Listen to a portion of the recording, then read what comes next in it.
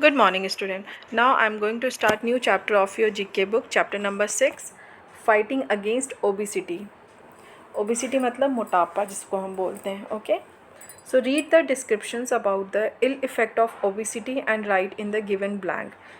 यहाँ पे हमें ओबिसिटी के बारे में बताया गया है कि ओबिसिटी से जो जो प्रॉब्लम्स होती हैं उसका डिस्क्राइब किया है in a given blank. Okay, you may use the help box और हेल्प बॉक्स में इसका आंसर भी गिवन है. ओके, फर्स्ट पॉइंट क्या है आपका? Excessive fat deposition and high blood pressure can rapture the arteries causing blood clot.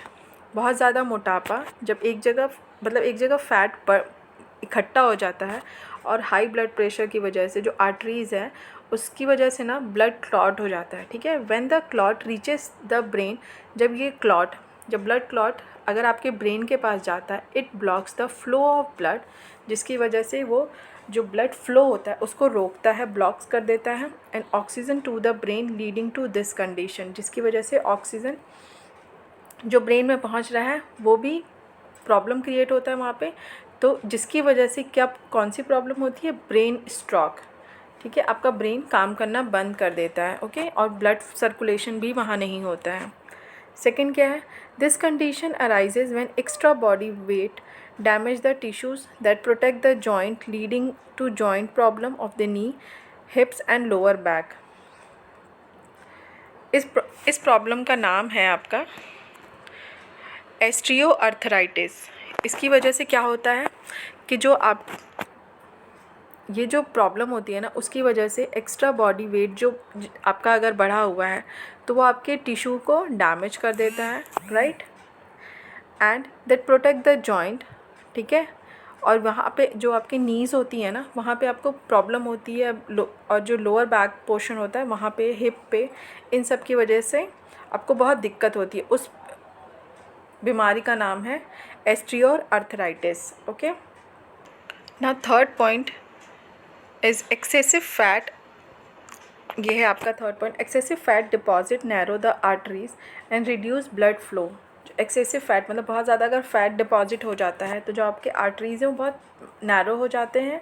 Right, और reduce हो जाता है ब्लड फ्लो भी अच्छे से फ्लो नहीं होता है.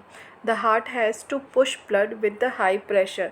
जो आपका हार्ट होता है वो पुश करता है ब्लड को विद द बहुत हाई प्रेशर के साथ in the arteries to meet the body needs. जहाँ पे बॉडी को ज़रूरत होता है ब्लड का, वहाँ पे वो आर्टरीज के थ्रू मिलके भेजता है. ठीक है, this condition sometimes lead to heart failure, जिसकी वजह से हार्ट फेलियर होता है. मतलब ये क्या नाम है इसका? High blood pressure.